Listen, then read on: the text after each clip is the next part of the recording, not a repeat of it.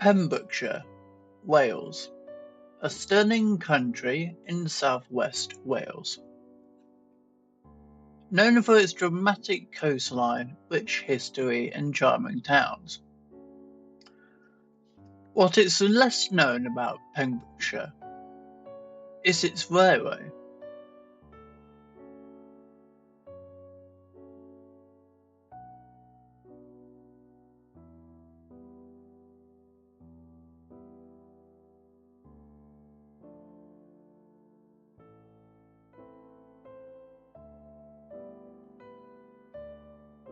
The railway was never given an official name. When it was opened in 1889 and later for passengers in the late 1890s, it was simply just called the railway. Over time, the workers and passengers have nicknamed it the Portslade Railway or the Andreas and Kitts Railway.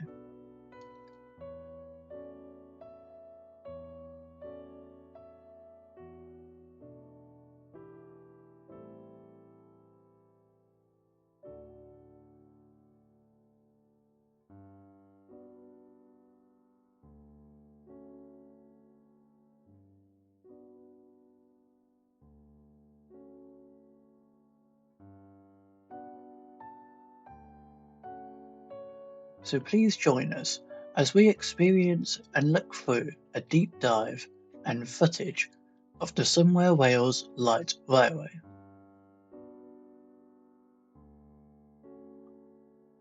From the 1890s to the 1920s.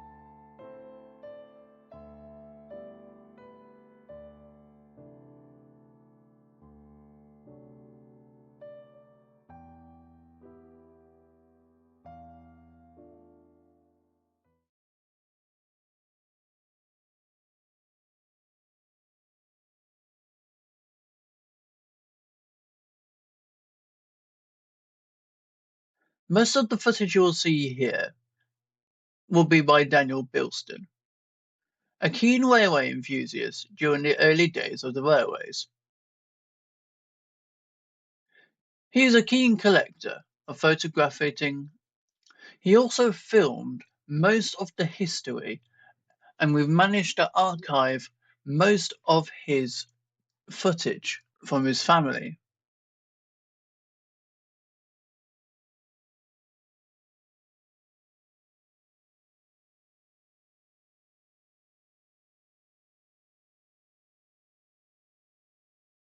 The locomotive passing us now is a unique sort. For its time, this locomotive was the sole form of motive power. However, it was rebuilt in 1932, and as more time passed and more engines arrived, and the workload started to dry up for the poor engine, so management decided to sideline the engine to the limestone quarry. But a few years later, it would be sidelined again in favour of diesel power.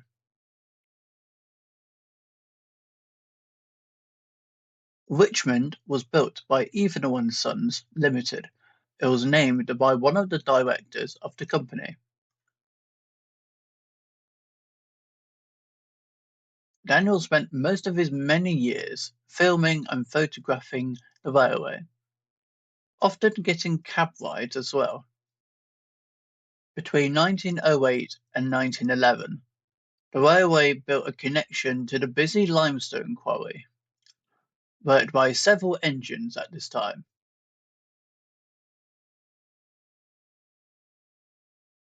A Bayer Peacock Garrett, a Duffield Banks Works 080 tank engine, arrived during the summer of 1908. for shunting and goods. And in 1909, a Bush Electrical Engineering Company 042 tank engine was delivered to do passengers.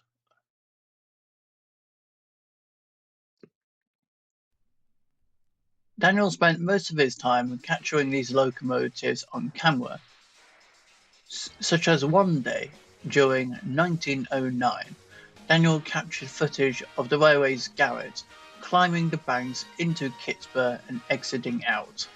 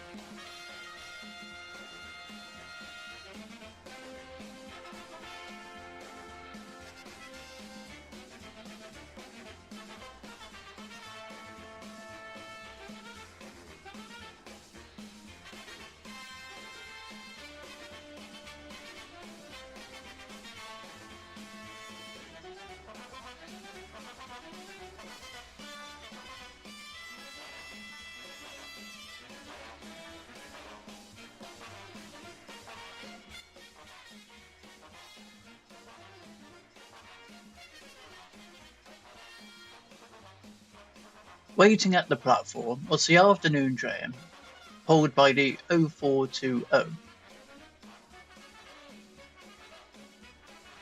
When the 042 tank engine arrived, it was christened the name Isleworth. This translates into Welsh, meaning handsome lord, chosen to reflect their Welsh heritage and culture.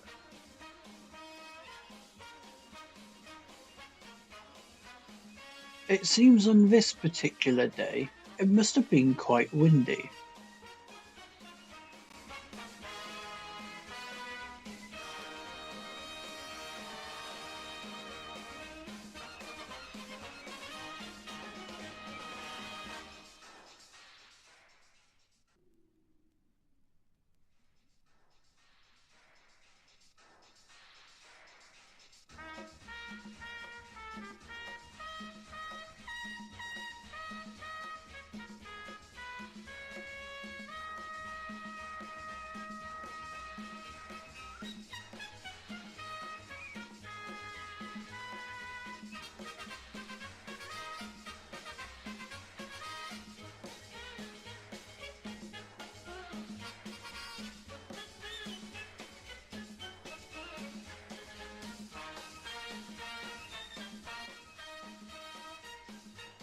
In 1912, the first limestone train was taken by Evenall and Sons, Richmond.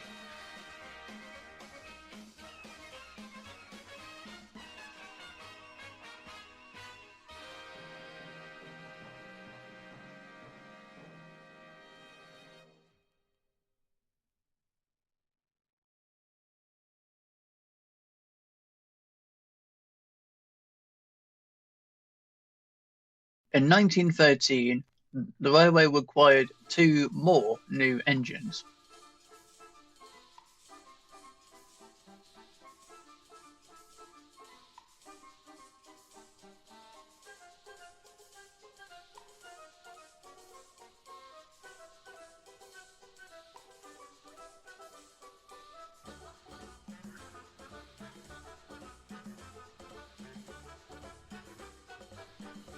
This one is by Claymore Machine Works, an 040 tank engine. These 040 tank engines were originally designed for tight factory corners, roughly laid tracks through dirt and mud.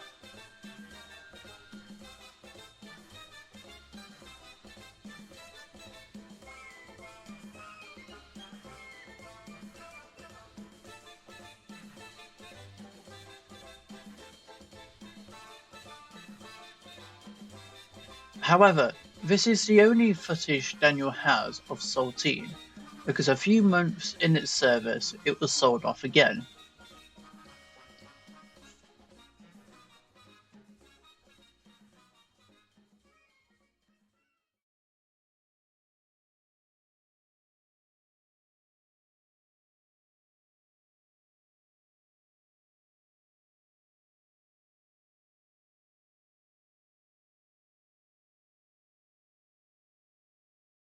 The other engine here was by Evenall and Sons and was christened the name Elmire or Elmira.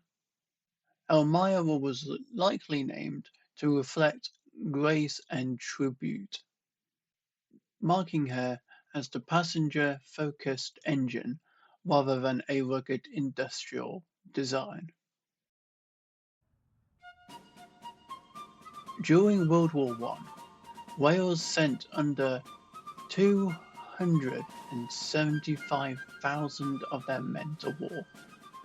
Only 3.1 thousand men and workers around the towns of the railway were sent to war.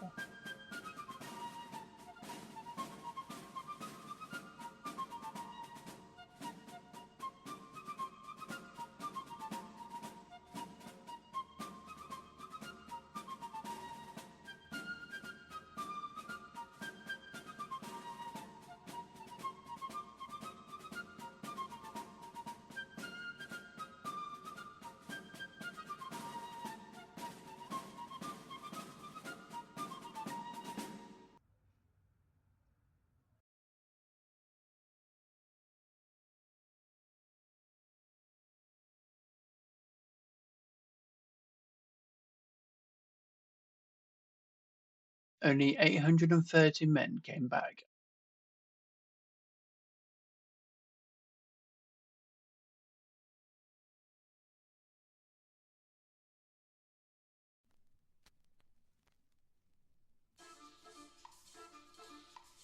During the war, the limestone quarry operated non-stop. Long heavy trains ran between the quarry and St Andrews, with the railway's garret working day and night. Crews even began leaving the garret in steam while clocking off to avoid the morning startup.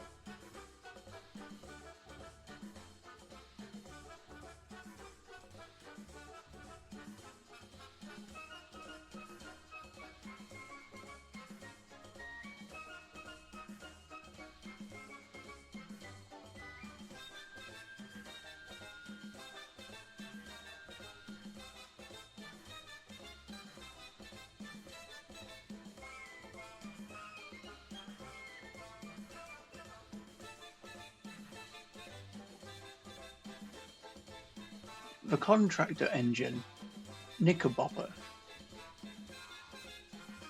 and the 040 tank engine, Richmond, were also heavily used during this period.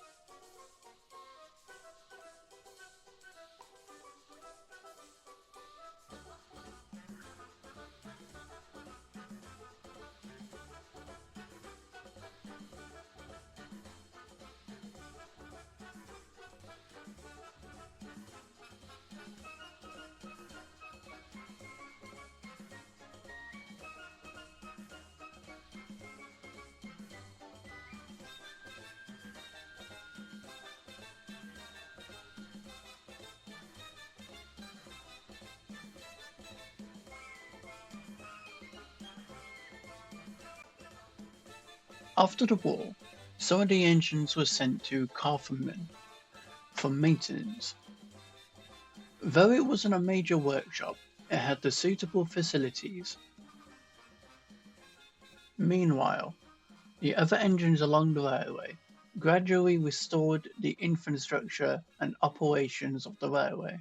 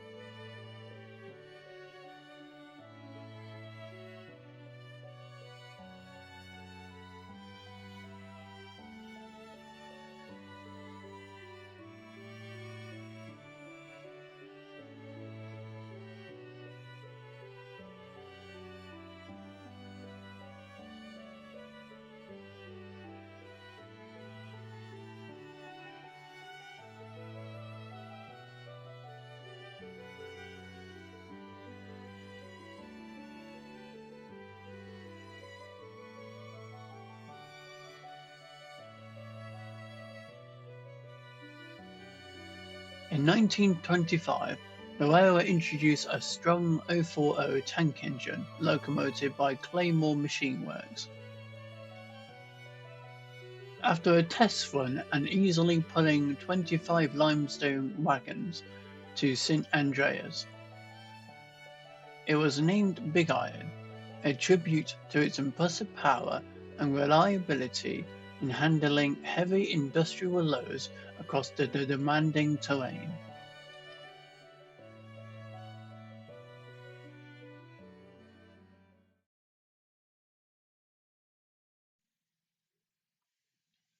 Thanks to the arrival of Big Iron, the loads were shifted and the Garrett could wait for transport to Carthamen for a full overhaul. In 1916, the railway Garretts left to Carthamen. At the same time, Richmond and Stonemason arrived back on the railway with another engine. This engine was another contractor's engine. Saltine arrived back on the railway, owned by the same contractor by Knickerbocker, also known as the Dock.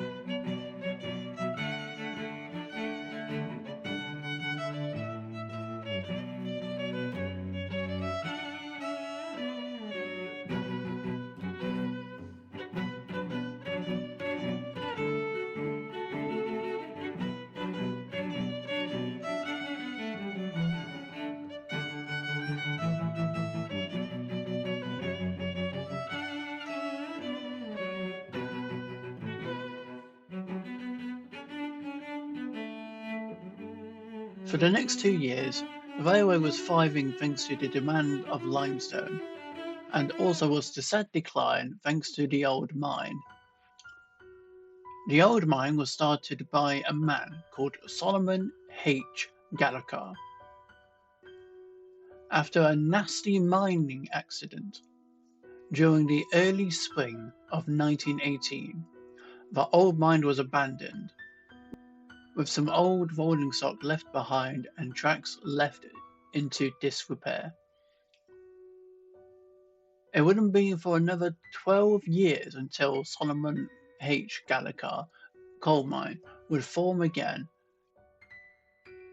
now housing a bigger site with a new name.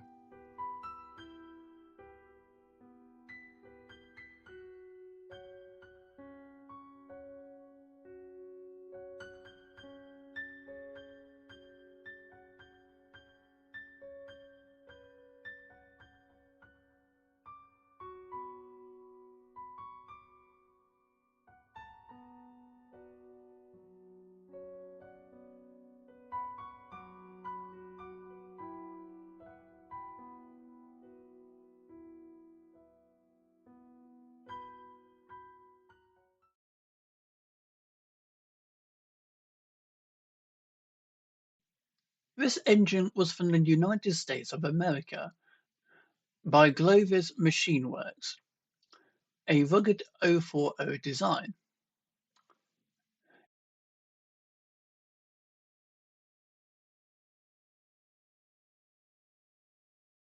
It was found that the engine was named Eustace after a young railway worker was killed during the construction.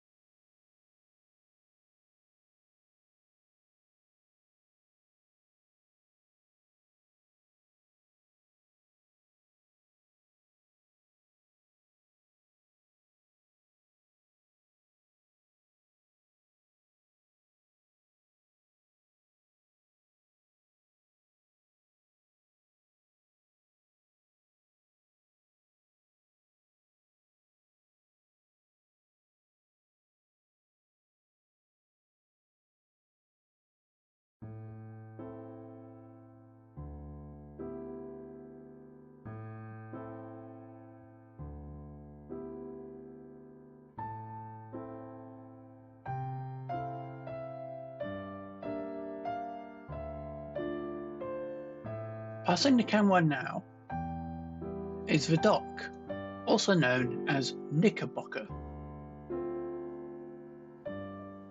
Knickerbocker is a tall 040 saddle tank engine built by W.G. Bagnall in 1919 for the private contractor. Leased during busy periods, it was named the Dock by its crew despite efforts of the railway securing ownership.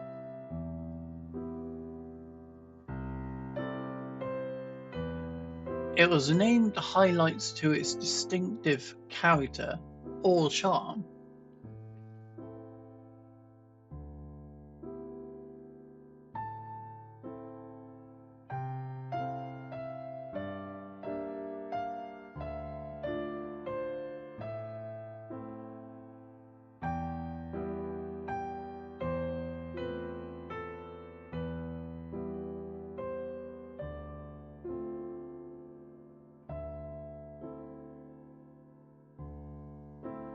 The railway engines, Eustace, Big Iron, Richmond, Stonemason, Isleworth, Saltine, Elmira and Knickerbocker, handled the railway during its quiet life in the 1920s, rebuilding the railway to a comfortable reputation and a great working environment.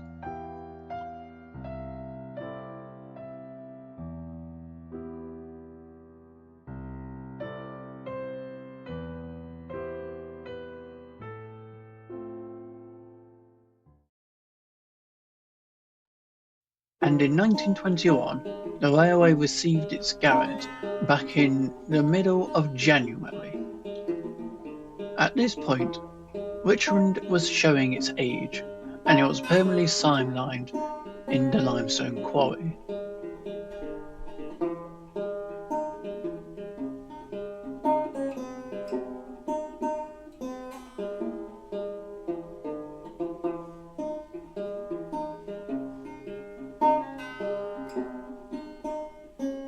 In our next film, we will be showing more about the railway during the 1920s and the 1930s and its future.